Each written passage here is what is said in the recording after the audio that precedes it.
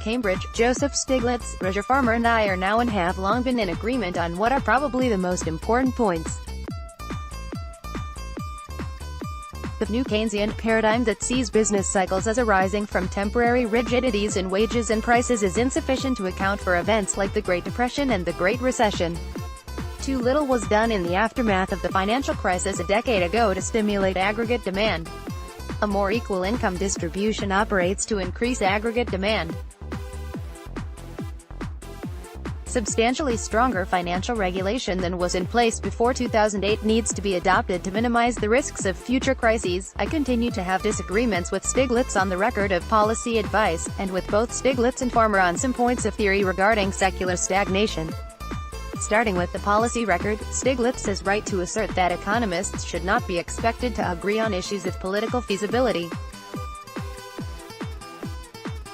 They should, however, be able to agree on what texts say.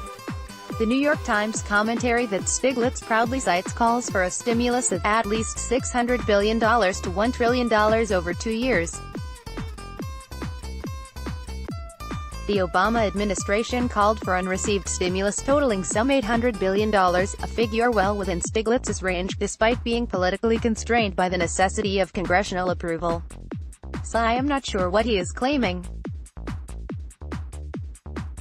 Stiglitz asserts that the study Fannie Mae hired him to write in 2002 said only that its lending practices at that time were safe.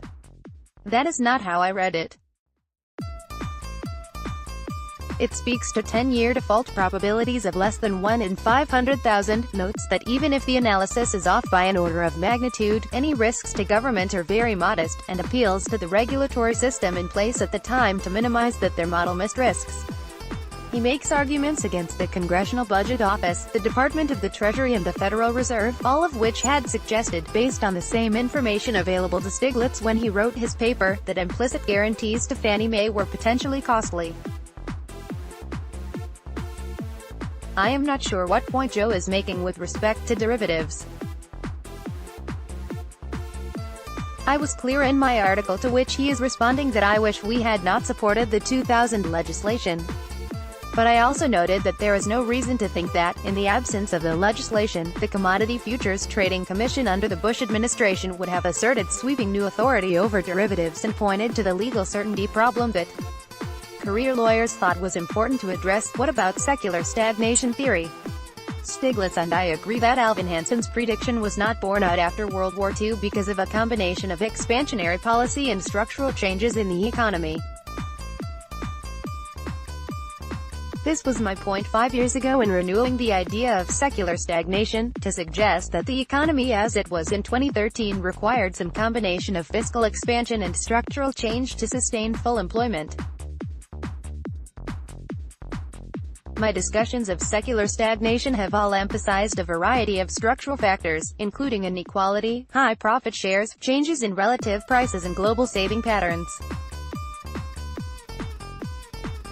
Where does Stiglitz disagree? Farmer, in his thoughtful commentary, argues that models of the type he has pioneered in recent years are the right way to think about chronically excessive unemployment and that, with the right micro-foundations, one can conclude that fiscal policies are ineffective. I think his modeling approach may well prove very fruitful, and I wish I understood it better. But for now, I find the empirical evidence, international comparisons, time series studies and studies of local variation within the United States compelling in suggesting that fiscal policy works. I do think, however, that Farmer's views on the use of monetary policy to stabilize asset prices deserve serious consideration. Finally, I hope Stiglitz will respond positively to my repeated suggestions that we debate these matters in person at Columbia or Harvard or some other suitable venue. We can all agree that the stakes in a better understanding of the lessons of macroeconomic history, and in avoiding future events like those of the last decade, are very high. Lawrence H.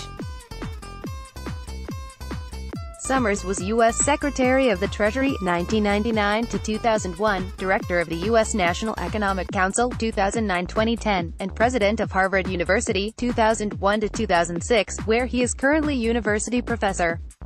Copyright, Project Syndicate, 2018. www.project-syndicate.org